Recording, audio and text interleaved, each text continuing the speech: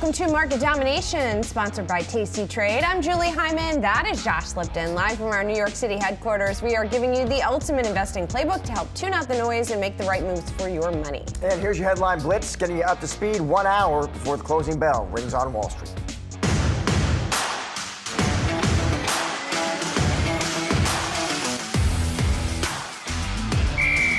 TSMC is much better bellwether, I think, of where things are going. So, yeah, bottom line is, I think we saw not only the huge beat and then the raise and then the discussion even into next year.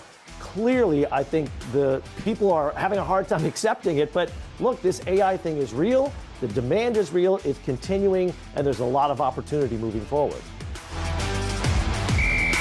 Really, Hood Summit was all about that. It was the biggest event we've ever held for our active traders. We announced index options, futures, as well as a new desktop platform built exclusively for active traders called Robinhood Legend. I think the fact that the centerpiece of their economic pitch is housing, and not just housing supply. That is a critical piece for us. I've been waiting my entire career to have the top of the political tickets talk about housing supply, and both former President Trump and Vice President Harris are doing that. We got 1 hour to go until the market close, so let's take a look at the major averages. Well, record close for the Dow yesterday, so that means probably record close for the Dow today because it's up, right? 0.4%. The S&P 500 up a little bit today. So we'll see if it recaptures its record where it was a couple of days ago. Right now, it doesn't necessarily look that way. The Nasdaq up about 1/3%. And with the Nasdaq gaining there, we have to talk about what's going on with the chips again today. In particular, we've got Nvidia, but also what we just heard about what's going on with Taiwan Semiconductor after it came out with its numbers, said that capital expenditures are going to continue to go up. Those shares are up 11%. It was a better than expected report, and I think it gave investors, again, more confidence about that mega AI trend, because when you listened to the company's executives talking about that, they talked very confidently about it, right? Demand is real, it's just the beginning, and no surprise you saw a lift there, but other names as well getting the tailwind too. Nvidia, check out that Nvidia, pop, Broadcom. Guess what? Nvidia's back at a record again. Yeah. It looks like if it closes above 138.07 today, it will be another new record for Nvidia. So once again, we're seeing that. And as you said, the other chip makers also doing well today. Getting back to some of the other assets we're watching, we also got some economic data today. We got retail sales coming in a little bit higher than estimated. Just looking for the 10-year, there it is. So, you know, we've got, going back to today, and the move today, an 8 basis point move upwards is pretty substantial. Yeah, the economic data today, Drew, I mean, it was retail sales, it was jobless claims, it was Philly Fed. I mean, it was solid data that would suggest an economy that's really hanging in there, resilient. Yeah, and so bringing up questions to your point about the Fed in the next move. Exactly. Yeah. So it's interesting to see yields move up, but stocks also still rising, even in the face of that. Most definitely. For sure. Should we get more perspective on this? Let's do it. Okay. For more on the latest market moves, we want to welcome in Art Hogan, B. Riley Wealth Chief Market Strategist. Art, always great to see you and have you on the show. Want to start maybe on earnings season, Art, because listen, we got a big name after the bell today. That's Netflix. Get your thoughts, Art. Just what have you been hearing so far? What do you make of this season? Is this earnings season, or it's going to be the catalyst that keeps this market just grinding higher here? Yeah, I certainly think it's going to be a positive, Josh. I think when we look at the expectation set, beginning of the beginning of the quarter, estimates for about 7.5% to 8% earnings growth. Now they're 5 to 5.5%. So we've lowered the bar significantly, and that's not unusual to see happen. But I think what surprised us so far is that the financials outperformed significantly. So it wasn't just the fact that capital markets activity came back for those banks that have that, but it was also the regional banks talking about taking down the commercial real estate exposure, especially to office, having actually starting to look at taking down what they've had to withhold for credit card losses. And the important piece of all of this is they're seeing a pickup in loans both for commercial and individuals. So I think the banks were the big surprise to kick the season off. That hasn't been the case for the last 3 quarters, and I think that likely portends an earnings reporting season that's going to be certainly better than expected. Now it's early and small sample set with only about 17% of the S&P 500 having reported thus far, but I certainly think we're off to a good start. Well, with now poised for maybe the 47th record close of the year for the S&P 500, Art, and with that outlook that you're talking about for earnings, what would then be the biggest risk to the rally continuing? Well, Julie, that's such a great question. I think one of the things that has sort of delivered a risk-off attitude for the S&P 500 along its ride higher this year has been when Treasury yields start to back up. We're starting to see that again today. So just harken back to the September meeting, cut rates by 50 basis points. The yield on the 10-year was about 4.10, and we're at 4.09 right now. If we take out that sort of post-September Fed meeting high on the yield on the 10-year and start to drift higher in the wake of better economic data, that may start to usher in a little risk-off attitude. We also have the seasonality around the election. The last 2 weeks in October, the first week in November tend to be a little bumpy every election year. So we've seen about an average 5% drawdown for the last 4 election cycles in that sort of end of October, first 2 weeks in November timeframe that usually resolves itself by year end. But those are a couple things that could happen, or we could have something happen in the price per barrel of oil. That has settled down, but if we get another one of those fear of disruption of supplies in the energy product coming out of the Middle East, that would certainly, help to sort of usher in another layer of headwind for investors. But right now, it appears as though we've got a lot of tailwinds here. We've got GDP running north of 3% this quarter. Earnings growth seems to be robust, and you've got a well-employed and confident consumer, as we saw in retail sales today. So how much, Art, do you think all that is kind of priced in? Because we have bulls come on the show, Art, and even they say, the market's feeling a bit pricey here. Is that how you see it? Well, it certainly got pricey, at 22 times trailing, where we kind of sit now. We're about 22, right around 22 times trailing earnings on the S&P 500. If you back out some of those names that were, certainly popular for the last year and a half, and look at the average PE in the S&P 500, it's certainly a lot less challenging at 17.5 times.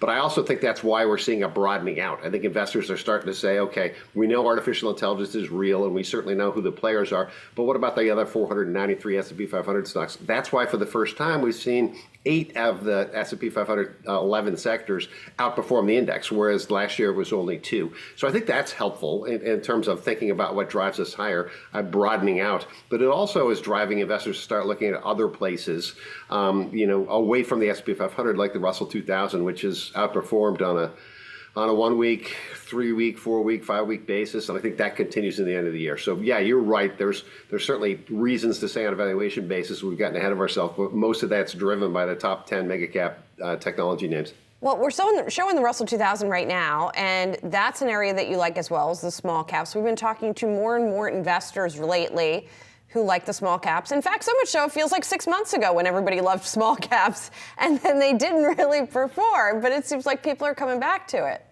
Yeah, we got kind of a head fake in terms of the cadence of rate cuts this year. So actually coming into the new year, the Russell 2 outperformed in October, November, December last year. We assumed that the Fed was going to cut about 5 times. They'd start in March. They didn't. So that was the head fake we got. The same thing happened as we sort of worked our way into the summertime. But I think the Fed rate cutting cycle is for real, whether they take a meeting off in November or continue to cut at 25 basis points for the next 8 meetings or so. And I think that helped small caps. Remember, the small caps haven't seen an all-time high going all the way back to 2021. So there's plenty of mean reversion there. And you talk about valuations and being unchallenged. The average stock in the Russell 2 is trading at about 14.5 or 15 times. So a valuation basis, I think that the steady economic growth above 2.5%, lower interest rates, and mean reversion certainly would help the group. And so you say our bottom line for investors listening right now, stick with that barbell approach. What does that mean exactly, Art, by sector? Well, I'll tell you this. So the barbell approach basically is, pick your favorite mega cap technology names, and of the Mag 7, we have 3 of them on our focus list. But you want to make sure that barbell is level. On the other side of that, we like to look at what likely is starting to garner some attention. So on that side of the spectrum, we've been looking at industrials.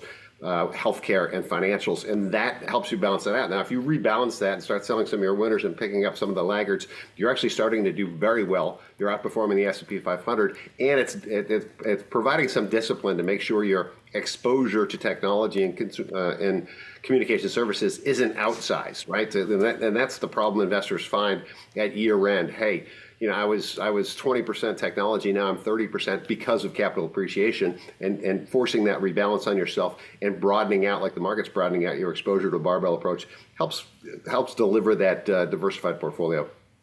Art, great to see you. Thanks for joining us. Thanks so much for having me. We're just getting started here on market domination. Coming up, mortgage rates continue to increase, nearing 6.5% for the 30-year rate. More of the latest housing hurdles on the other side. Plus, Elevance Health shares are tumbling after that insurer, another one, missed on earnings and cut guidance. We'll check in on some of today's top trending tickers later in the hour. And Netflix is set to report earnings after the bell today. We will get you those latest results and analyst reaction to the streaming giant's third quarter. Stick around, much more market domination still to come.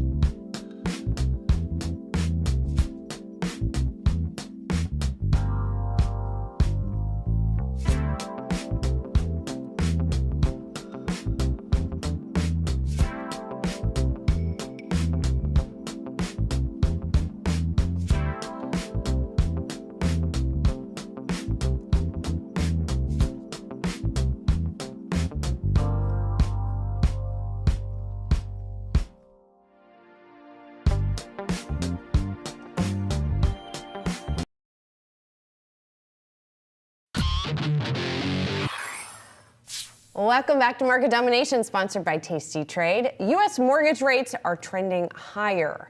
The 30-year fixed rate moving closer to 6.5%. Yahoo Finance's Claire Boston is here with more now. It's not supposed to be going in this direction. What, this is the third week in a row? This is the third week in a row. You know, I feel like every week I come here and deliver a little more bad news. So we're back to the highest level since about August. The good news is that mortgage rates are still down about a percentage point over the past year. That being said, this is not what most home buyers want, and it's a little unclear where we head from here. We'll kind of have to see where the PCE inflation data comes in, and also the jobs report, which I believe is November 1st. If those come in hot, that could push mortgage rates even higher. Wow. And sticking with housing, I know home builder confidence. What are you watching there? Right. So something that's interesting is home builders actually feel pretty okay in this environment. They are kind of thinking, look, mortgage rates over the past year, that's down. So, maybe more buyers will come to market next spring. The other thing that's interesting is they're doing a lot of incentives to get buyers to purchase new homes. So we're seeing things like rate buy downs, free upgrades, anything they can do to help affordability for those buyers. Well, what's interesting about that phenomenon is it hasn't been great for their margins necessarily, and there were some hopes that there was relief in sight on that front, but it doesn't sound like it if they're still offering all these incentives. Right, exactly. And I think in the intermediate term, they will still have to offer those incentives. Maybe next year, if affordability gets a little bit better, mortgage rates fall a little bit more, then you could kind of see them back off a little bit, which would help their margins. Right, we'll see. Claire, thank you. Fingers crossed for better news next week. Yes. All right, now time for some of today's trending tickers. You can scan the QR code you can see on your screen to check out the best and worst performing stocks of the session on Yahoo Finance's trending tickers page. First up, we are looking at Affirm. Now, those shares are sliding as competitor Klarna announces its payment options are now available at checkout on Apple Pay. Affirm had been and is still, by the way, on Apple Pay. It's just now that there's competition from Klarna as well. And so, analysts seem to think that this is not a huge deal. There was never the expectation that Affirm was going to be exclusively on Apple Pay, but nonetheless, seeing a sell-off here. Yeah, that's actually what analysts at Bloomberg I saw, Julie. That's what they were writing. The effects are, in their opinion, overstated. They said Affirm was never intended to be the only pay later option on Apple Pay, and by their math, buy now, pay later still has potentially a lot of runway left. It's a name we have been talking about a lot because the street's been so active on it, upgrade after upgrade. You look at the stock, again, it's in the red so far this year, but also a big move over the last couple of months. Yeah, it's pretty much doubled in the past 2 months. And so also, when you look at the news today, you have to put in the context of that. All right. Exactly. Turning to healthcare, shares of Elevance Health falling after missing third quarter profit estimates. The health insurance company also trimming back its full year earnings forecast. So stock under some pressure today. You can see about 12%. Cuts the annual outlook. Biggest intraday fall here since March 2020. Did see other names come under some pressure as well today, Julie. Yeah, and United Healthcare also coming out just a few days ago, the biggest health insurer, and disappointing as well. Now, United Health's issues had more to do with Medicare, and Elevance's issues have more to do with Medicaid. Basically, what's happening is during the pandemic, a lot more people were added to the Medicaid rolls. They needed more help, and then the government has been rolling off those folks. Elevance seems to have sort of miscalculated the amount by which their Medicaid coverage would go up in cost for them, right? The people who remain on the rolls maybe are the sickest people, they're the people who cost the most. And unlike, say, an employer-sponsored health plan that gets renewed every year, these Medicaid plans are negotiated for several years at a time. So if the insurer miscalculates those costs, it's tougher for them to sort of renegotiate in the middle of the contract. I saw some analysts also just who cover the space side saying that forecast cut, they called it a dire situation for Medicaid insurers, posting a risk, they said, for second half earnings. Centene Molina, by the way, reporting next week, so you'll get more color and commentary at that point. Right, exactly. All right, we're also watching shares of Blackstone. They are rising in today's session. The firm's hedge fund solutions, assets under management, topping Wall Street estimates, and a big boost in credit. As we know, Blackstone, biggest alternative asset manager, has private equity, but we know private credit has been like the hot thing on Wall Street over the past year, and that's an area that saw gains there. Distributable earnings up 5.5% to $1.28 billion, and part of that was because of credit. Yeah, this is the first of these kind of big firms to report results. You're looking for signs, if you're an investor here, of deal recovery, big questions about the election, what that's going to mean for the antitrust backdrop. Stock has had a nice run. It is up about 30% this year. That does trail, though, some other names. Does trail KKR and does trail Apollo, our parent company, too. Yes. All right, shares of Deere, let's look at that one, under pressure as the U.S. Federal Trade Commission investigating the tractor maker. So apparently this is about its agricultural equipment repair practices, Julie, whether those violate antitrust or consumer protection laws. This was all made public today, it sounds like, in a filing by a data processing company that's a third party to the case. That's how we heard about it. Yes, that's how we figured out. Yep. That company called Hargrove and Associates, and basically it outlined in there that the FTC has been investigating in the company. Now, the chair of the FTC, Lena Khan, back in July, did make some comments that the FTC was looking into this sort of right to repair issue. She didn't say what company it was about.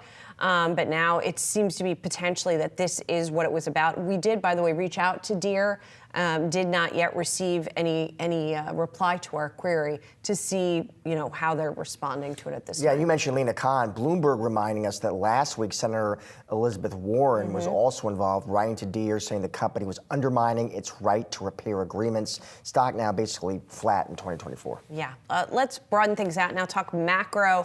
U.S. retail sales climbing more than expected in September, pointing to resilient consumer spending.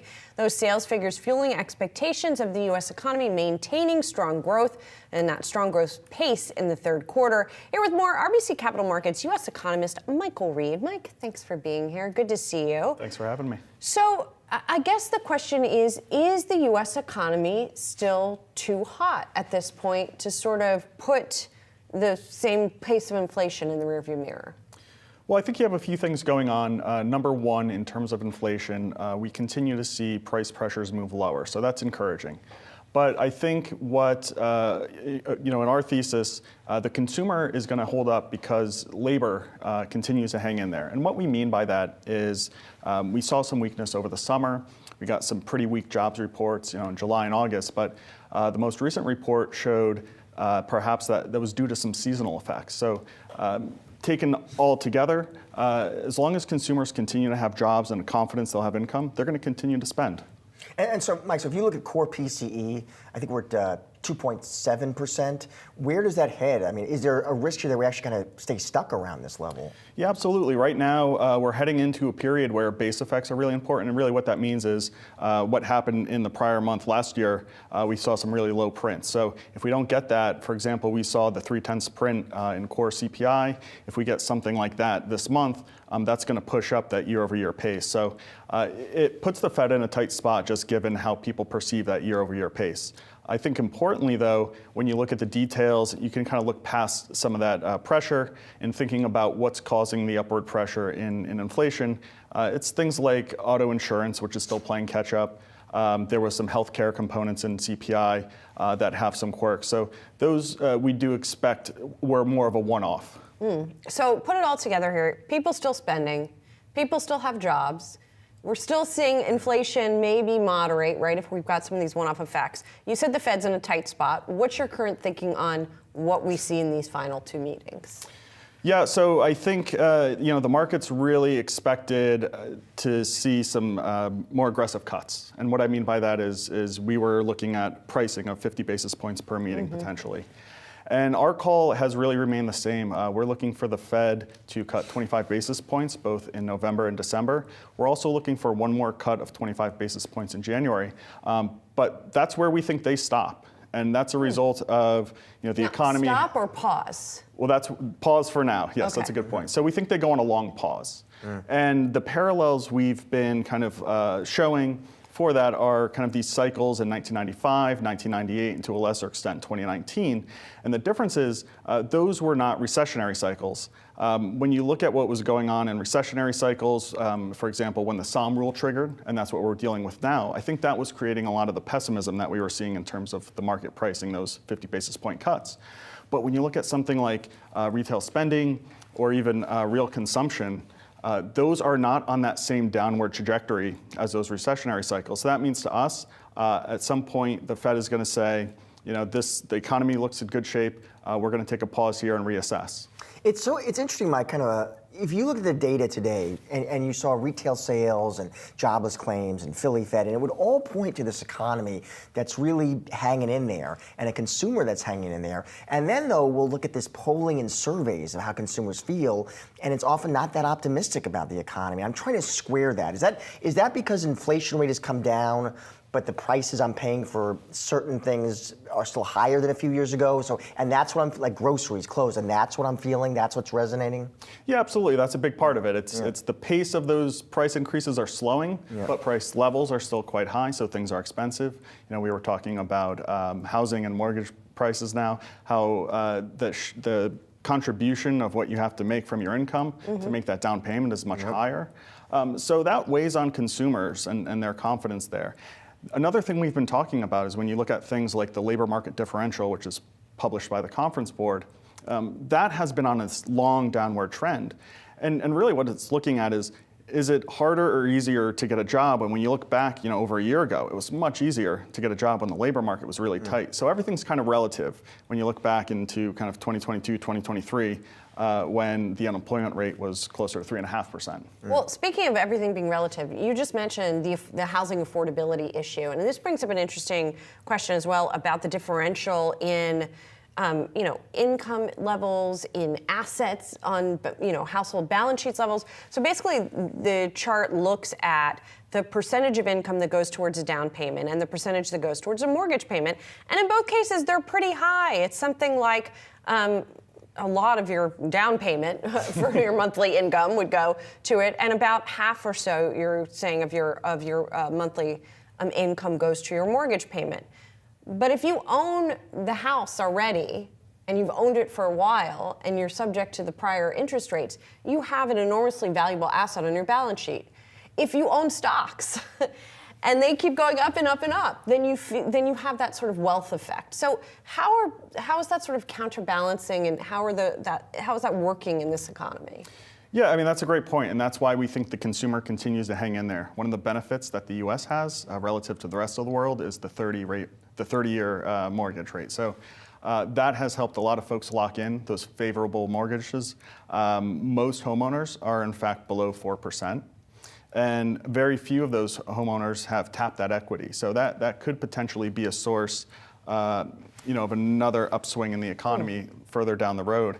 Add to that the overall effect of stocks, bond portfolios improving over the last few years, and that adds another tailwind. That again, what we saw in some of the recent revisions to GDI, which I think was underappreciated, was things like dividend, interest, and rent income are much stronger than we previously estimated. So those are becoming a increasingly important part of the story, whereas that labor and labor income was revised down. Have you heard, Mike, just as an economist, I'm curious with this election, have you heard housing policies or ideas from either candidate, either Trump or Harris, that just as an economist make sense to you? I mean, I think ultimately what you need in this environment is a more supply. I mean, that's what's going to fix it. So any way in which you can bring more supply on, it's going to take a long time. When you account for the size of the population, and that's kind of how I'm thinking about the housing supply right now, we have not even yet recovered from the great financial crisis. So that's really the key here to affordability. Mike, great to have you on the show today. Thanks so much. Yeah, thanks for having me. And coming up, Robinhood announcing a new desktop platform and the addition of futures and index options trading to the app. We're going to speak to an analyst on the other side about what it means for the company. Coming up.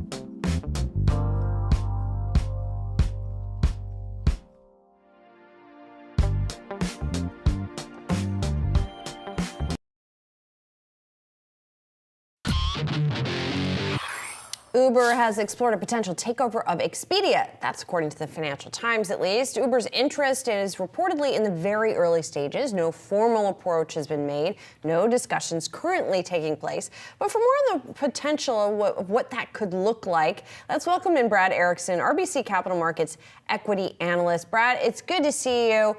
There are a lot of sort of connections between Uber and Expedia, including that the Uber CEO used to work at Expedia here. From a strategic vantage point, would something like that make sense? We don't generally think so. That was very subtle in terms of yes, he's still an observer on the board or a non-executive on the board. So yes, the moment he took that job, right, and people which was back in 17 or 18, I think people generally understood that Uber was tied to travel. And gosh, wouldn't that be a cool deal at some point? So this is not like something that's totally new that investors haven't thought about before. But I think, what we cited was that Booking did a deal with Grab, the company out of Southeast Asia, back a partnership, though not a merger, obviously. And really what we found, and I think what Booking has found there, was there actually wasn't as much synergy between the timing of when people book their transport on a trip versus the trip itself, accommodations and stuff. So I think that's kind of instructing our thinking, is thinking it's not probably very likely. The other thing, Brad, I saw some your colleagues on the street saying, when Uber management talks about why they do M&A, it's to drive growth. That's the goal. That's the strategy. And so they would argue this, if you thought about it like that, this acquisition wouldn't make a whole lot of sense by that metric either. Yeah, that's right. That's right. I think, the very basic way to say it is when you think about anything that needs help moving around the world from point to point, whether that's a good, a thing, a person, what have you, that's where Uber wants to be. And I think when they're talking about M&A, that's specifically what they're going after. But, and again, it's been, I think, several months now since there were also unconfirmed reports of maybe talking about Instacart, right? Well, look at what happened there. Our view has been on that. They didn't need to buy Instacart. They certainly partnered to get access to more customers in suburban markets, which they might not have been able to address. Great. Certainly addresses the need, but again, you don't need to buy that asset in order to achieve that outcome. Brad, the word that keeps popping into my head when I read reports like this is super app, which is something that sort of exists in China. It doesn't really exist here. There's been talk about it at various times, whether it's this example or other examples. Does super app make sense in the U.S. app landscape? Yes and no. I think certainly two things. One, I think for any company looking to pursue a super app that really goes outside the boundaries of the vertical in which they operate, right? If we considered ride hail and food delivery a vertical and travel as a separate vertical, I think that just gets very, very difficult from a user standpoint. Western smartphone users, whether that's US, North America, or Europe, for example, have just not shown as much of an affinity for using an app or a multiple services inside of one app the way that people do in China, for example, with WeChat. So that's one thing. The second thing is just more of a structural issue, which is that in Apple's case, they've been pretty restrictive on allowing app developers to create sort of multiple apps within one app, and so there's also that restriction. So yeah, it just doesn't play very well. So Brad, so you're skeptical about this Uber Expedia deal, but you're not skeptical of Uber itself. You like this name. It has had a nice run, Brad. It's up about roughly 30% this year. What drives it higher? What are the catalysts ahead? Yeah, I think you're right. It has had a nice run, and certainly a week ago, Thursday night, with Tesla's robotaxi event, that was a nice catalyst that the bulls were really happy to get out of it. From here, I think the valuation is a little bit fuller up here. With that said, this is a secular growing opportunity with significant operating leverage that's going to drive earnings growth in the order of 35 to 40% over the next few years. So you're generating a lot more margin, a lot more cash flow, and you're going to return more capital that's a compounder. That's a stock you want to own. That's why we like it. Brad, always great to see you and have you on the show, my friend. Thank you for joining us. Thank you. Good to see you guys. Now, Robinhood announcing a new desktop platform and the addition of futures and index options trading to its app. Earlier today, Yahoo Finance's very own Brian Sozzi caught up with Robinhood CEO Vlad Tenev about what's driving some of the updates. The majority of our customers right now, and consequently our trading activity, is on mobile, where we've been a leader. But if you look at the broader market, about half of trading happens on desktop and web, because the additional screen real estate allows traders to do different things. Like if they wanted to trade from the chart, or at least trade with the market data and the tools available on one interface, it's just more difficult to do that on mobile. For more on Robinhood and the fintech sector, we're bringing in John Todaro, senior analyst at Needham. John, it is good to see you. So Robinhood making this news, broadening its offerings, John, looking to attract more advanced investors to the platform. What do you make of that news? What do you make of that decision?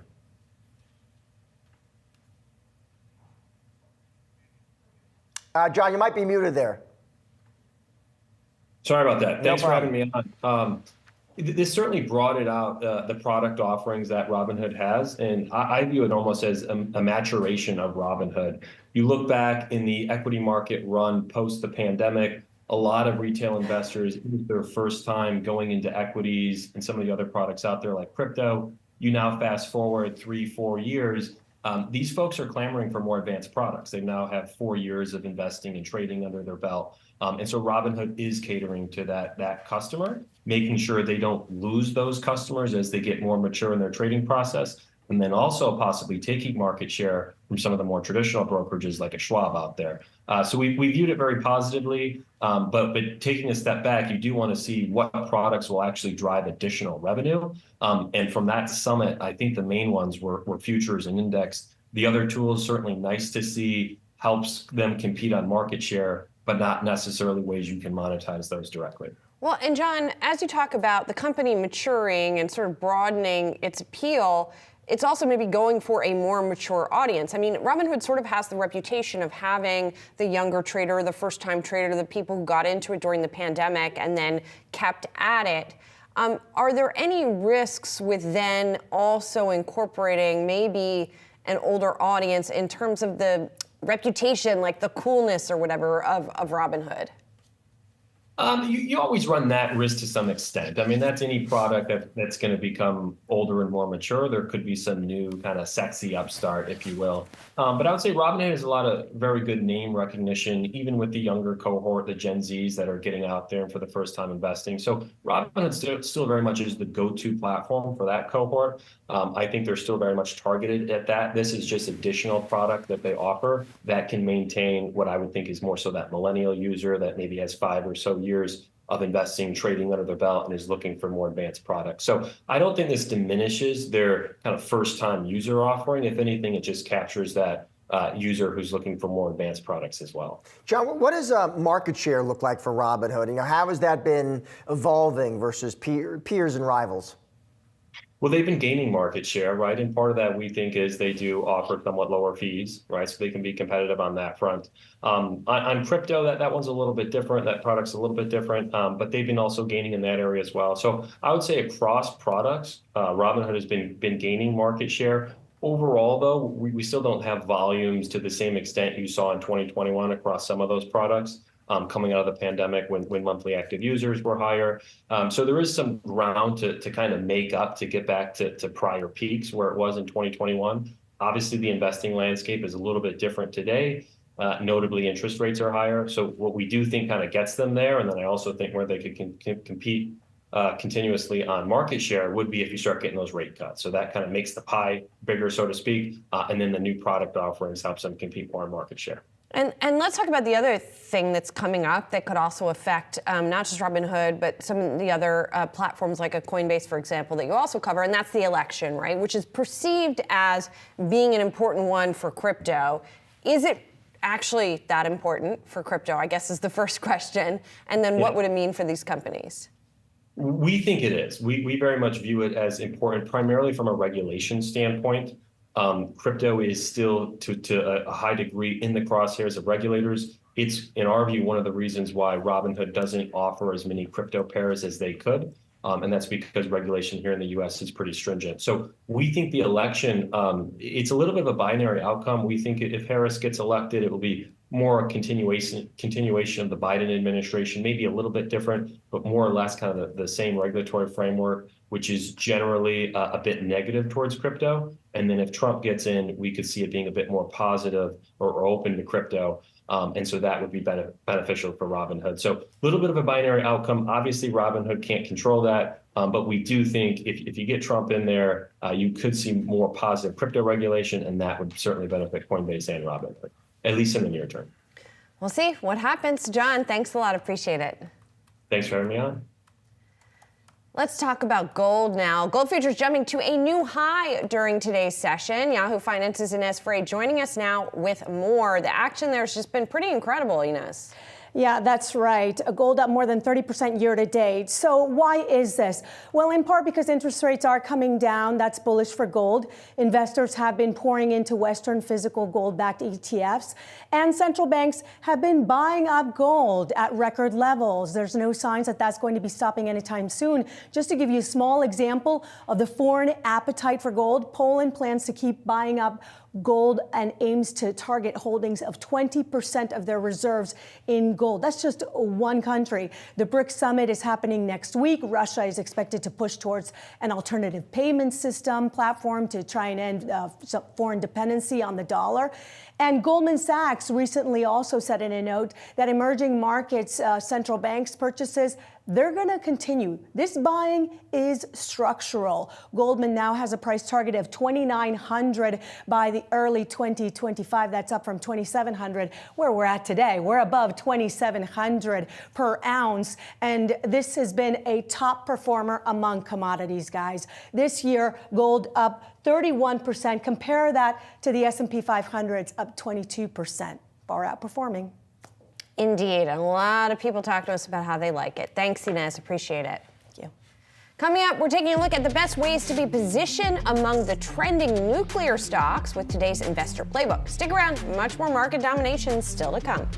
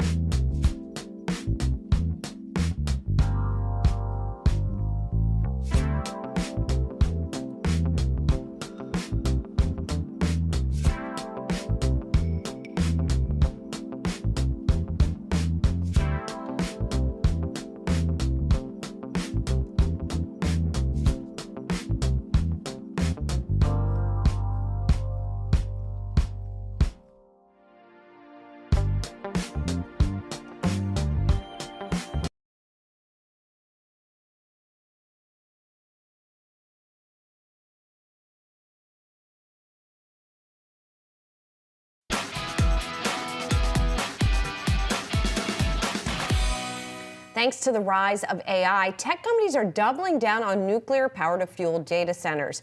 Amazon announcing 3 new agreements to support the development of nuclear energy projects. Google recently signing the world's first corporate agreement to purchase nuclear energy from multiple small modular reactors. And since some of the biggest companies in the world are investing in nuclear, naturally investors want in as well. With just a few minutes left till the closing bell on Wall Street, we're looking at how to play the nuclear energy sector with the Yahoo Finance playbook. Joining us now is George Gianarikas, Canaccord Genuity Managing Director. George, thank you so much for being here. It's sort of tough to do, I guess, is the short answer here. In other words, there are not a lot of publicly traded pure play nuclear companies. So how should investors be thinking about how to get in on this space? Well, we cover a couple of companies, that emerging reactor company for one called NuScale, another one, an emerging enrichment company called ASP Isotopes. And those are just a couple of the few ways to invest in the nuclear reactor space. In addition to that, I mean, you probably mentioned in other segments, but there are the utilities which are investing directly in the reactors and signing the power purchase agreements with some of the large hyperscalers. But those are more indirect ways to invest in the trend. What's fascinating is that over the last 20-something years, electricity consumption in the United States has grown like 0.4%, very, very little. But we expect, and I think most industry participants are now expecting, an acceleration in that growth. And if that happens, our grid isn't ready to deal with it, which is why companies like Amazon and Google are investing in energy resources that are baseload and clean. And that's what nuclear brings to the table. And George, building these reactors, very capital intensive, of course, George. Where's the money coming from? Well, that's a great question. So what's happening is, in certain circumstances, that utilities are owning the reactors. In other circumstances, and this is where we think there's a bottleneck in the sector, we need to bring viable, strong third parties to invest in both developing and potentially owning the reactors and selling the power back to the data center companies. So this is an emerging space. Watch for it. There'll be the emergence of these third parties that do just that: own the reactors, develop the reactors, permit for the reactors. There are many, many private companies that are trying to do just that. And George, these companies that you cover, as well as the companies that are privately held that have been signing some of these agreements, like the Kairos Google agreement, they're not even building a demonstration reactor until 2030, and sounds like they're going to deliver the actual reactors aiming for 2035. So if you're an investor in some of these, how do you think about that? That's a long time to wait. That's a really, really good question. And the thing with nuclear reactors, they take time to build, number one, but importantly for some of the private companies, they actually have to get something called NRC, U.S. Nuclear Regulatory Commission approval to actually build those reactor designs. The one company that we do cover, NuScale, ticker symbol SMR, actually has that very approval from the U.S. Nuclear Regulatory Commission. So that's a very, very important piece of paper, so to speak, that they've gotten from our government, from the NRC. And they're the only company today, at least, that has approval for a small modular reactor design. So it's very, very important. They haven't signed one of these big hyperscaler deals yet. We're hoping that happens soon, but they're the only one that has that approval from the U.S. NRC. Is there a hyperscaler, George, that you think would be a kind of best strategic fit here for that name? We'll see. Our work and what the company has said publicly suggests that they're talking to them all. We look forward to having a deal on the table sometime soon. We hope that the management team is working through it, and we think that either one of the many hyperscales would make a good partner for NuScale. George, we spoke a little bit earlier today, and you liken some of these plays in some ways to sort of early stage biotechs. Explain what you mean and what the implications are for an investor. Sure. We recently initiated coverage on a company called ASP Isotopes. Now, ASP is a really, really interesting company housed in South Africa, and they have basically lab scale technology. Today they made an interesting announcement, but that lab scale technology, hopefully they can bring out commercially. And if they do, there's enormous promise to their potential for uranium enrichment because they're using some laser beams instead of traditional centrifuges to enrich uranium. And what they promise is these uranium enrichment facilities, instead of costing billions of dollars, can cost potentially single millions of dollars and significantly lower the cost of uranium enrichment. But we haven't really seen it done on a commercial scale. So like a biotech, either it works or it doesn't. We think it'll work. There's a lot of tremendous IP in the company. And over time, we suspect that they'll be able to bring their technology to the market. And as a matter of fact, there was an article, a quote from Bill Gates, where he suggested that his private company called TerraPower may be working with a South African company to get their highly enriched uranium. When you look at shares of that company, they've just about doubled this year. SMR, for example, is up more than 400%. So we've already seen a big run up as there's been this renewed interest in nuclear power. I mean, if it's sort of a binary outcome for something like ASP Isotopes, does it matter that it's doubled? If it's if indeed the potential is as great as you seem to think it is? Well, that's a great question. So look, I'll give you a statistic that's interesting. So I mentioned earlier that U.S. electricity demand growth has been very immaterial for the last 20 plus years. We currently have about 1,300 gigawatts of net capacity in our country to generate electricity. Last year, that grew about 20, right?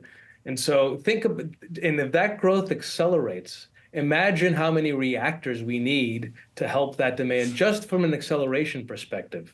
There's a lot of potential reactors that we need. There's a lot of potential demand growth on the come because of the profile of the AI companies that are trying to use that power to bring all their algorithms to life. George, I know you don't cover, say, the utilities, who own some of these nuclear power plants. You don't cover the uranium miners, right? But I just wonder if you can give us any kind of framework, if I'm an investor, what the comparative advantages are of owning kind of the different pieces of the puzzle here. Well, we don't cover the actual miners, but clearly you need uranium and then you need to enrich it. That's the feedstock that you put in, and then you enrich it. You isolate a certain isotope of uranium to then put into the reactor as fuel to help it generate electricity. So that's what you're doing when you invest in uranium. When you invest in the utilities, they tend to own the nuclear generation assets, right? And then when you invest in the nuclear reactor companies like a NuScale, it's a little different because they haven't really built a small modular reactor yet. They're just looking to sign deals to eventually build them. And then when you invest in a company like ASP, they're a uranium enricher. So they're taking that feedstock from the miners and then enriching it, isolating the isotope that's needed for a fission reaction, and then selling that to the reactor company. So there's an entire food chain here that's really important to make all this stuff happen. And like, for example, all the reactor wins that you talked about over the last couple of days from Google and Amazon, they are going to use a more highly enriched uranium called HALEU. And we don't have a supply chain in the United States today for HALEU. It's all made in Russia. So companies like ASP, if successful, can actually bring HALEU enrichment assets to the Western world. George, always great to have you on the show. Thank you so much for taking the time to join us. Thank you for having me. Have a great day. And while wrapping up today's market domination, don't go anywhere. We've got you covered with all the action following the closing bell, including the latest earnings report from Netflix. Stay tuned for Market Domination Overtime.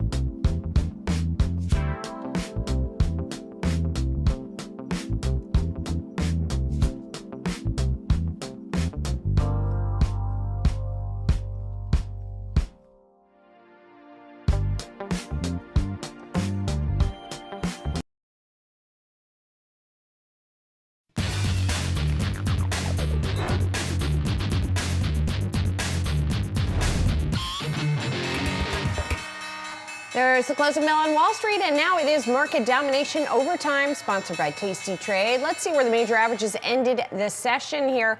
We have the Dow closing at a record once again. The S&P slipping into the red just at the end of the day, and the Nasdaq also closing little changed here. Ines Ferreira with us now to get us more information on today's action. Hey, Ines. Hey, Julie. Yeah, as you said, the Dow notching a fresh record, but we have seen the markets off its highs, session highs for the day. Taking a look also at the Treasury, the yield curve is steepening a bit, so you did see the 10-year up 9 basis points, the 30-year up 10 basis points. But let's take a look at the market action on a sector-wide scale here. So you're looking at energy and technology, which led the gains today. Technology really was the leader for the first half of the day, then pairing some of those gains.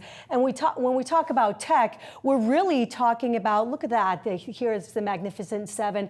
You're looking a little bit at some gains with Nvidia that's off its highs of the day. We're really talking about semiconductors because those have been the ones leading the gains today, with TSMC's blowout quarter up 9% for the day. Nvidia had touched an intraday record high earlier, but closing off of those highs, so up just 0.9%. And then finally, just as we had mentioned earlier, we have seen also commodities rising, with gold up at record highs, guys. Ines, thank you very much. Appreciate it. Netflix earnings just coming out in the past few moments here. Third quarter, the company saw the number of its paid streaming subscribers rise by 5.07 million. That's versus the 4.52 million that was estimated by analysts. The company seeing an increase in revenue of 15%. Operating margin was at 30%, which was an increase of 8 percentage points there. So basically seeing a pretty broadly earnings beating estimates at 423 as well. Revenue coming in at $10.13 billion. So the company beating estimates. It seems like the forecast also leaves it room to beat estimates as well. Full year revenue going to be $43 to $44 billion. Basically midpoint there, $43.4 billion. So pretty much in line. But you see the shares bouncing around here as people trying to sift through these numbers. Yeah, I mean, remember also, I mean, the move, Julie, the stock had made into this print. Year to date, it was up about 40% already this year. It was up around 100% in the past 12 months. So we were kind of bouncing around the after hours. I am looking to see, there was a lot of questions about whether we would see a price increase, Julie. Any talk about that? If so, when and how much of an increase? If not, I know some analysts were kind of wondering why not, because their point being, in fact, the content they're pumping out lately has been so strong. And analysts will argue the October 2023 price hike was a success, in their opinion. Also, it's been nearly 2 years since they launched advertising, so I know investors are very hungry for more color on that, too. What does growth and margins look like ahead? Yeah, just going through some of the other stats here in the shareholder letter. And on the ad side there, the company said ad membership was up 35% quarter over quarter. Their ad tech platform is going to launch in Canada in the fourth quarter, then more broadly next year. We know that, but they're just sort of confirming.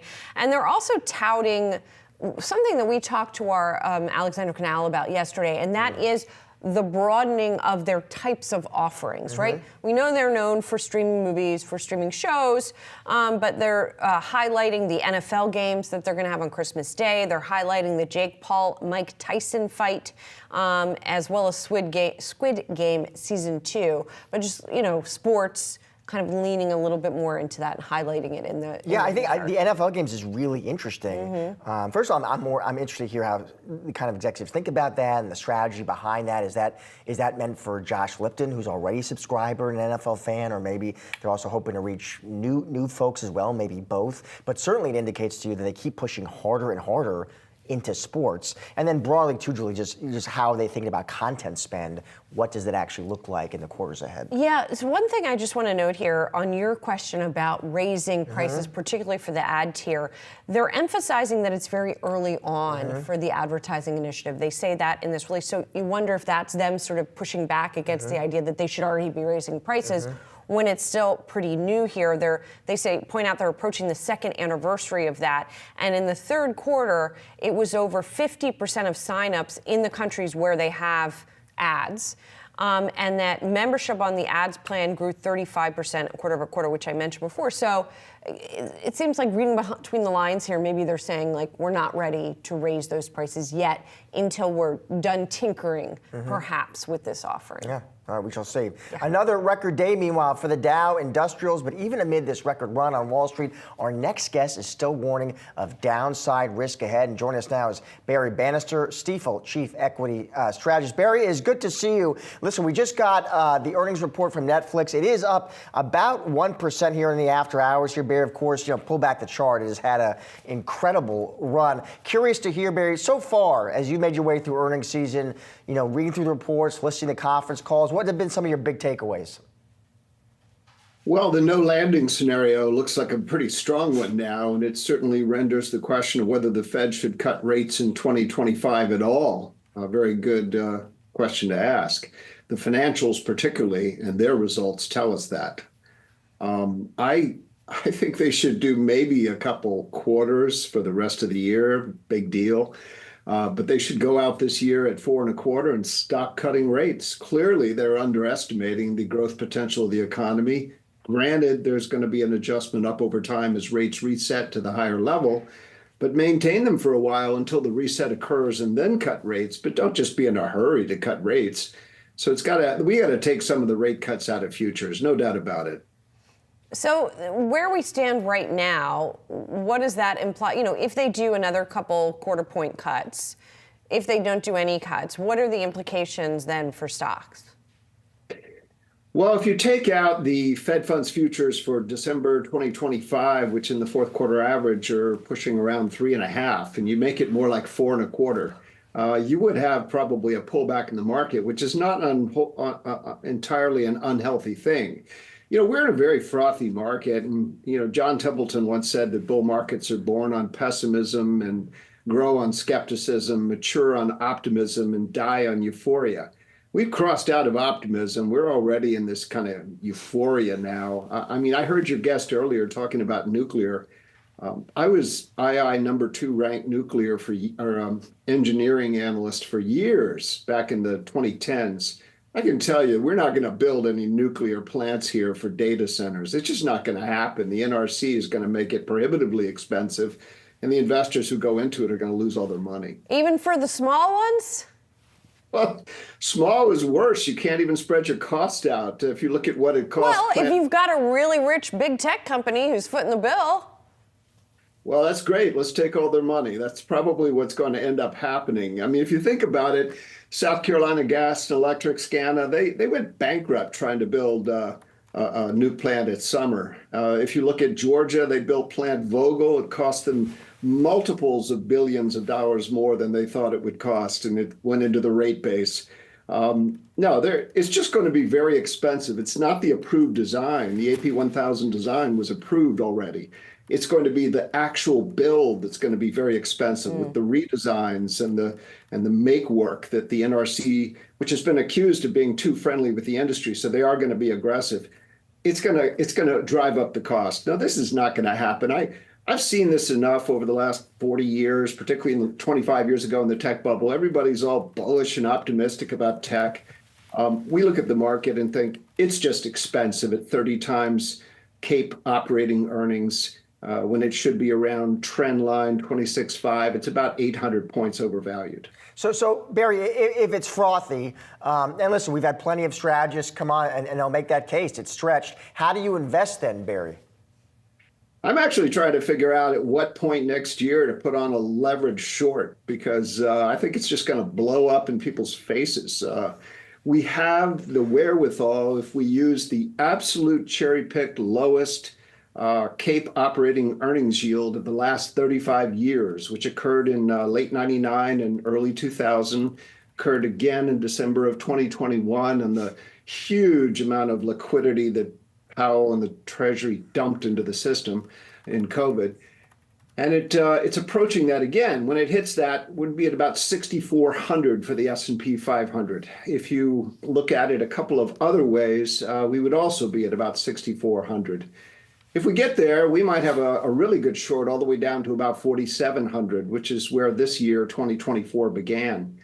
So we're just waiting on that frothiness, that euphoria that I referred to earlier when I was doing the quote, and then short it. This is just like in 99, early 2000. I remember those IPOs. I remember the silliness. It's rapidly approaching that point. Not quite there, but it's rapidly approaching that point. Barry, let's switch gears here, talk politics, talk the election. You write in your latest note that it doesn't really matter who wins the election, who moves into the White House next month, because you argue populism has already won. What are the implications of that, Barry? Well, a week before the 2016 election, I actually wrote a note saying, I don't know who's going to win, but populism is already, is going to win. And that's really what matters. That had it been Trump, you'd be a populist. Had it been Clinton, she'd have been hijacked by the populist wing of her party, which is Bernie Sanders and AOC. Indeed, we've had the populist left and right, Trump and the Sanders, AOC, Warren wing, run things now for 8 years. We are in populism full on. And the question is, what kind of populism? Populism is protectionist. It's usually gets into conflicts, unfortunately, by turning inward. It creates a more unstable world. And it's almost always high fiscal spending and reflationary. And they will force the central bank to do their will over time. It's called fiscal dominance. So we are in that now. There's no question in my mind that we're in that now. The question is what flavor, and we're going full on populism in the future, which will tend to be slightly reflationary, yes. Well, we'll see how that plays out, and we'll check back in with you. Got to leave it there for now, though, Barry. Thanks for joining us. Thanks. Vice President Kamala Harris has a new presidential campaign trail partner, billionaire businessman Mark Cuban. Here with more, Washington correspondent Ben Worschel. Ben, so what does this trail partnership look like? Yeah, it's sort of she has her own kind of billionaire bro to go along with her today. So Mark Cuban clearly has been a Harris advocate for a long time now. He's been very vocal on podcasts and in appearances and on X. But now, as of this afternoon, he's kind of a formally minted campaign surrogate. He appeared with Harris this afternoon at a business school in Milwaukee. They went to a business class to discuss entrepreneurship. A fun little detail is that this is a school, according to the Harris campaign, that runs their own kind of mini Shark Tank competition, which is obviously the show Mark Cuban appears on, where they actually fund students who have good ideas. And so they're en route to a second event now. And then Cuban's going to do his own events this weekend in Arizona and Michigan. And it's part of kind of the larger context here is the fight for young men. Cuban is clearly very popular among younger folks, but in the worlds of finance and business and men in particular. And so this is kind of one aspect of a multi-pronged effort from the Harris campaign we're seeing this week on that front. It's also kind of the battle for the billionaire bros. I was on with you guys yesterday talking about Elon Musk. So he's kind of the Donald Trump side of this. He's in Pennsylvania doing a speaking tour himself. So they kind of both have their own folks on each of their sides. Any risk to linking yourself so closely, Ben, hip to hip with Mark Cuban? I mean, I think he's sort of mixed. I think, the previous guest was talking about populism. I think you kind of cut against that perception with having Mark Cuban as one of your most vocal friends. And his message is that Harris is friendly for business. Harris is open for business. Harris wants to have businesses succeed. So it helps on that front. So there may be areas where he's less popular. I think there's more downside depending on the different folks you're seeing here on the trail. But Cuban seems sort of pretty well known. All right, thanks, Ben. Always good to have you on the show. Appreciate it. Coming up, Netflix shares jumping following their latest earnings report. We're going to dive deeper into the numbers with an analyst right on the other side. Stick around. More market domination over time still to come.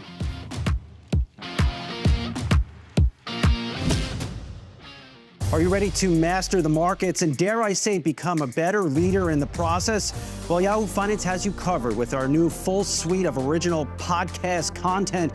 Whether you're a seasoned investor or you're just starting your financial journey, we offer invaluable market insights and strategies to help boost your portfolio, build your wealth, and make you a successful investor.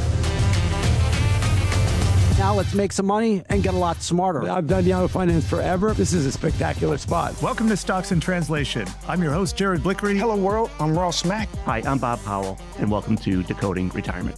Welcome to Living Not So Fabulously. Hey, it's me, Tiffany the Budgetnista, your favorite financial educator. Welcome to Capital Gains World for a few days and everything has changed. From Wall Street to Main Street to the C-suite, we are your daily lifeline because behind every great investor is Yahoo Finance. Join us on yahoofinance.com, the Yahoo Finance app, or wherever you get your podcasts.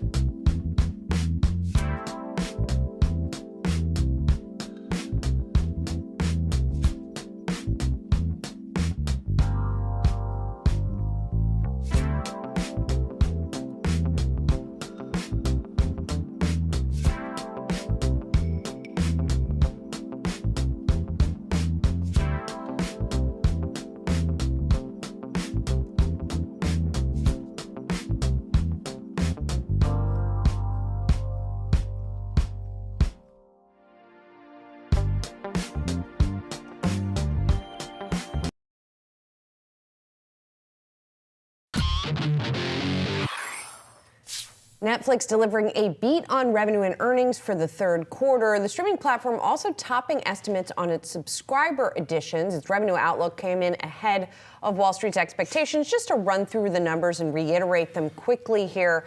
The company's third quarter earnings per share, $5.40, $5.12 is what analysts had been anticipating there. The company said in the third quarter it added streaming paid subscribers of 5.07 million. That was ahead of estimates.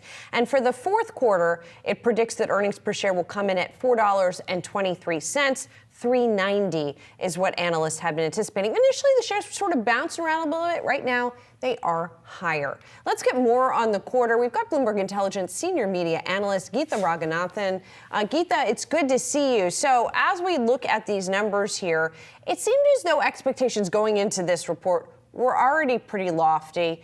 Netflix, people aren't sort of automatically satisfied even when Netflix comes out with a beat. Talk me through sort of the quality of this beat, so to speak. It's a pretty high quality beat, Julie. I mean, if you were looking for the subscriber numbers, they were definitely there. If you're looking for the top line growth number, they obviously over-delivered on that. But I think what really kind of stood out to me was their margin guidance. So they've already upped their margin guidance now so many times this year, first going from 24 to 25 to 26 and now 27%. That's over 600 basis points of margin expansion from 2023 to 2024. What was slightly, I'm not sure whether they're just trying to take a very conservative approach into 2025, but they're basically targeting 28%. So again, there is going to be some operating margin expansion. It's probably a little bit of a conservative approach, but this is exactly how Netflix wants to spin their new narrative. Remember, in a few months, they are going to stop disclosing subscriber metrics. They really want to position themselves as a top-line growth story and definitely as a bottom-line growth story as well. Geetha, do you think a price increase is coming here? And if so, when and how much, Geetha? Some analysts who cover the name were saying, why not do a price increase, just given the strong, high-quality content they're putting out there right now?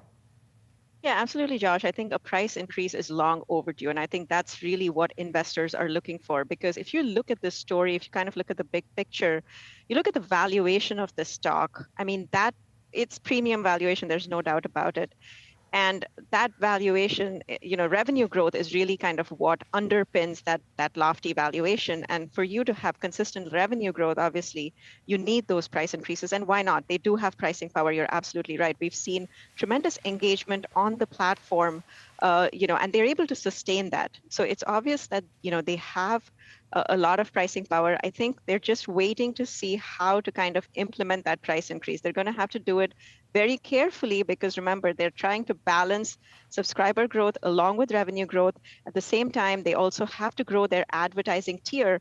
And how much they grow their advertising tier will depend on how they price the ad-free tier. Because if they really increase the price substantially, they could end up driving a lot more subscribers to that ad-based tier and beefing up their advertising revenue.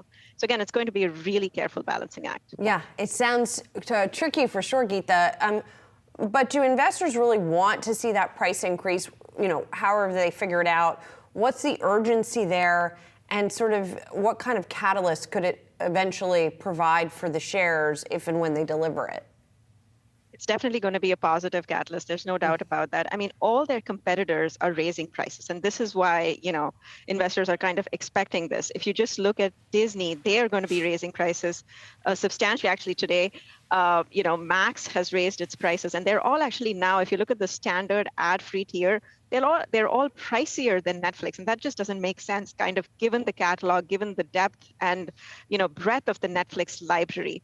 So I think investors are definitely looking at Netflix holding all the cards here. It's just now going to come down to timing, and the timing is what is so uncertain and so unclear at this point. Geetha, obviously the NFL games coming as well, which is so interesting. I mean, pushing harder and harder into sports. I'm just curious how you think about that, and what is the strategy there, Geetha? Is that for Josh Lipton? I'm a Netflix subscriber. I'm an NFL fan, so keep me loyal, or is it to attract new subscribers, or maybe it's both?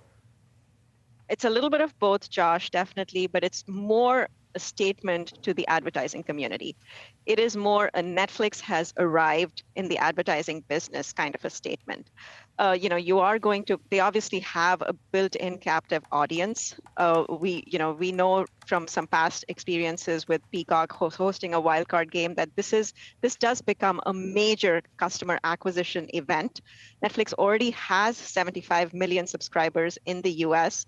They obviously will gain a few million more, I think, with this event. But more than anything, they're going to have people hooked to the Netflix platform. I mean, they have 2 games back to back. They're going to have them hooked pretty much for that whole day. The big question is, as you point out, once those customers come, are they going to stay? And probably they will. You have Squid Game 2 coming the very next day. So they've got their content lineup, crafted pretty nicely here. Geetha, is Netflix for a while obviously was the only game in town. Then there was a lot of competition all of a sudden, and there were some concerns. It feels like Netflix has come back to a place of dominance. Is that how you see it versus the streaming competitors? Absolutely. They have won the streaming wars, undoubtedly, Julie. They've definitely established their place in the living room now. This is must-have content, without a doubt. I mean, you just gravitate towards Netflix, most of the time. And if you just kind of look at the stats as well, they prove the same point. So 40% of all TV viewing is on, streaming platforms. Half of all streaming television viewing is happening on YouTube and Netflix. So they absolutely dominate the streaming landscape. And so that gives them then pricing power. That gives them then that base to go to advertisers. It's just going to now become a question of execution and monetization. Geetha, always great to see you and have you on the show. Thanks for joining us. Thank you. Time now for To Watch Friday, October 18th, sponsored by Tasty Trade. Starting off on the earnings front, we're going to get some more reports from the consumer goods and financial sector, including Procter & Gamble and American Express. Procter & Gamble announced results for the first quarter before the opening bell. Analysts expecting the company's innovation to help sales accelerate in Q1. Moving over to housing, monthly housing starts, building permits data, that's coming out in the morning. Economists forecast both to dip slightly, with housing starts at an annual pace of 1.35 million and building permits at 1.46 million in the month of September. I'll be taking a deeper dive into housing later on in our chart of the day. And taking a look at the Fed, we're going to be getting some more Fed commentary from Fed Governor Christopher Waller in the afternoon. This is coming after comments from Waller on Monday, calling for a more gradual pace on interest rate cuts after some mixed inflation data. That'll do it for today's Market Domination Overtime. Be sure to come back tomorrow at 3 p.m. Eastern for all of your coverage leading up to and after the closing bell. But don't go anywhere. On the other side of the break, it's Asking for a Trend. We've got you covered for the next half hour with the latest and greatest market-moving stories so you can get ahead of the themes affecting your money. Stay tuned.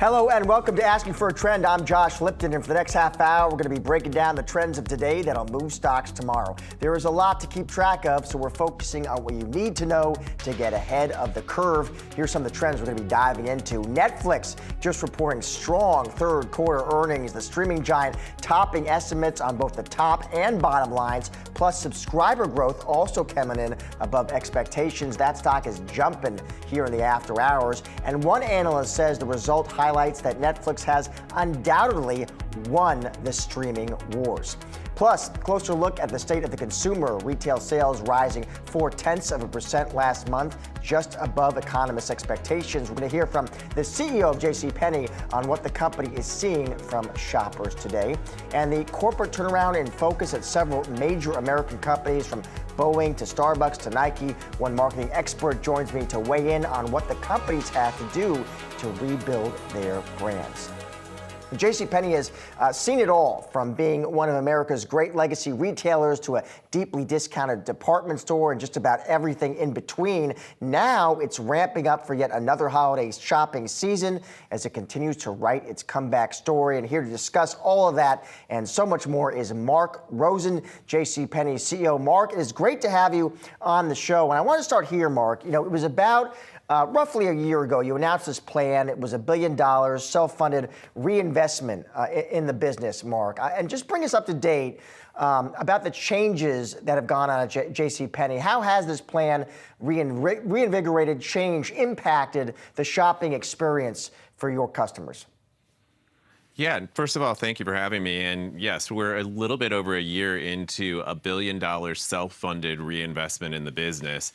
I think it's showing up for consumers in a lot of really exciting ways. And we're excited about the timing of it because, as you said, it's leading into the holiday season. But first of all, if we talk about shopping experience, we're seeing that we've now completed just over 133 stores where we've done remodels, and that includes putting in a centralized checkout, refreshing the store, new fitting rooms, and new technology into those stores. So a big improvement in shopping experience for our customers, both in store, and then a lot of improvements that we've done to the online shopping experience so that customer is also finding it easier to search for the product they need, easier to put together outfitting, faster to get to checkout. And then I'm going to lead into the next area, which is really supply chain and technology. But that online customer is also going to find a faster fulfillment experience, and they're going to get their product to their home faster, which is always good for consumers. So shopping experience. The second area is really in our supply chain and in technology, and really using technology to make sure that we have the right merchandise in the right place for the consumer, whether that's in store or online in our distribution centers, so that customer can get that merchandise even faster. And the third is really into marketing and into the brand. So we also, last year when we announced the $1 billion self-funded reinvestment program, we kicked off our brand platform, Make It Count, and launched a brand campaign around that. And then in April, we reintroduced our JCPenney Rewards program for consumers. And what we've done is make that program a lot more rewarding. In fact, we're putting $500 million back into the pockets of consumers through a more rewarding JCPenney Rewards program. And so we're excited about that. We know that we're going into the holiday season with about twice as many consumers having rewards in their accounts as last year. And we know that that's going to drive sales as we go into the holiday season. So it's been exciting to have the opportunity to make that investment and to lead into what we know is going to be an exciting holiday season. Mark, I'm curious about your customer, because I've heard you talk about your customer as, and you describe them as sort of, the core working family here in America. Right. You talk about, it's the school teacher, it's the construction worker, you say. How are those folks holding up right now, Mark, versus, let's say, a year ago? Right. We say our customer is really America's diverse working families. It's the core of America. And exactly like you said, I say our customer is the school teacher that's teaching our children, the medical worker who's taking care of us and our families, and the construction workers who are building our homes and our offices. And, right now we're encouraged by some signs that we're seeing in the economy right now, and we see things improving.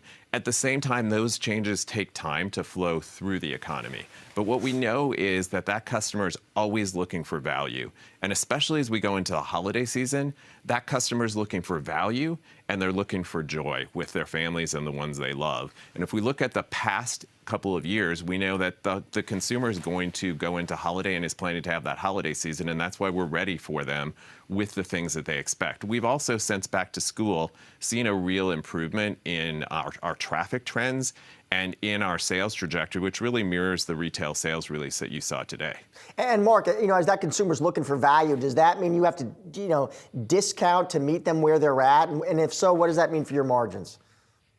We really have a broader definition of value than just that. So I think price is a component of value, but for our customer, quality is also really important in making sure that they have things that are long-lasting and things that are fashionable. So I think it's fashion, it's quality, and it is price that all go together to do that. I think one of the advantages that we have is our private brand assortment. So for a long time, we've been around for 120 years, and JC Penney was one of the first to bring private brands like St. John's Bay, brands like Stafford, brands like Arizona to the consumer. And the advantage of that is that we're designing, we're sourcing, we're producing all of those goods, and we can do that at a lower cost, and we pass that higher quality and better price on to the consumer.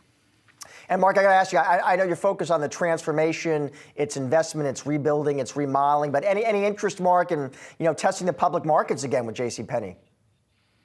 Right now we're focused really, like I said, like you said, on the transformation. We're focused on the long term of that transformation. We've invested a lot into the business. We're starting to see some strong results, and we're encouraged about the customer trends that we're seeing right now.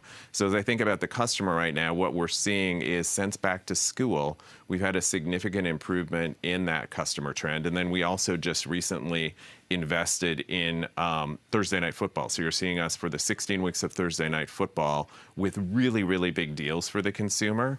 And that has driven an increase in sign-up and rewards program. That's also driven a significant increase in traffic into our stores. And we think we're going to have over 2 million new customers that come out of that program by the time of holiday.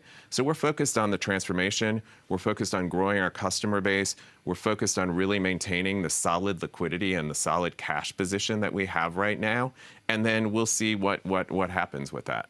Mark, thank you so much for joining the show today. Appreciate your time. Thank you for having me. And coming up, Google unveiling a new AI feature aimed to compete with ChatGPT that can create a podcast out of any uploaded document. More details on the other side when Asking for a Trend continues.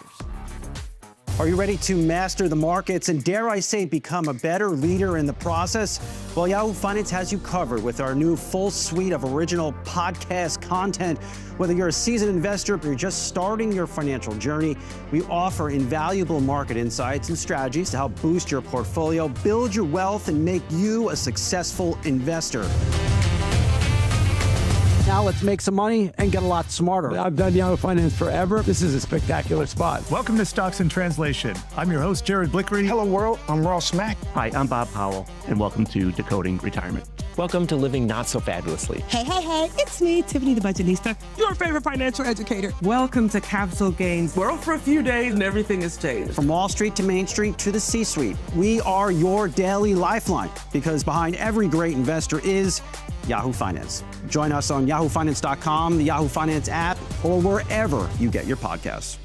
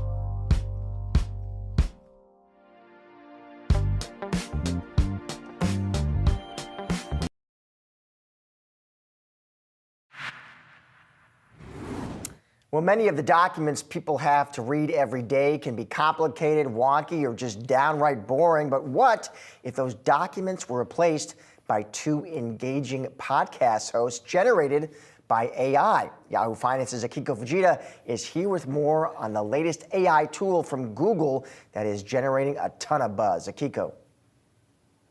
Hey, Josh. Yeah, the product you're talking about is Notebook LM. It is a note-taking and research tool that's powered by Google's most advanced AI model, Gemini 1.5. Now, you can upload documents and import web links to organize your ideas, but it's the audio feature, audio overview, that is getting all of the attention because of its ability to generate very real podcasts with AI hosts. Now, Google has seen a tenfold increase in users since launching that audio feature last month.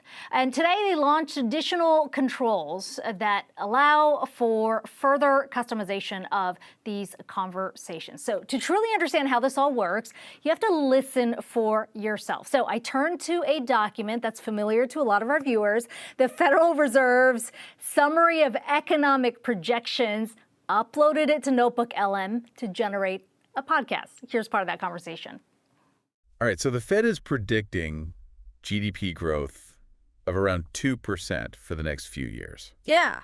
Now, I don't know about you, but when I hear 2%, don't exactly think boom times ahead, you know? Right. It's not exactly setting the world on fire, but it's important to think about what that number really means. Okay, yeah, put it in context for us. So a healthy economy, it needs to grow it at a sustainable pace, not too hot, not too cold, right? Right. And that 2%, that's what economists call the Goldilocks zone. Just right to create jobs, keep things moving in the right direction. So no roller coaster rides for the economy, just steady growth. All of that based just on a document uploaded from the Fed. Now, the additional controls announced today allows users to guide the conversation further. You can prompt audio overview to focus on a specific source, topic, or audience. I spoke to Josh Woodward, who's the VP of Google Labs. He's part of the team that developed this. He likens this new control to somebody slipping a note to the AI host before the show, giving them instructions on what to focus on. One of the things Gemini 1.5 is so good at is multimodal understanding. So you can take any type of format and transform it. We on the team talk a lot about content now being infinitely remixable. And so when it comes to something like an audio overview or a podcast like you talked about, it's really not just about the content of what people are saying, but what are the interesting connections they're making? And then the term we use on the team is disfluencies. The hms, the the banter back and forth.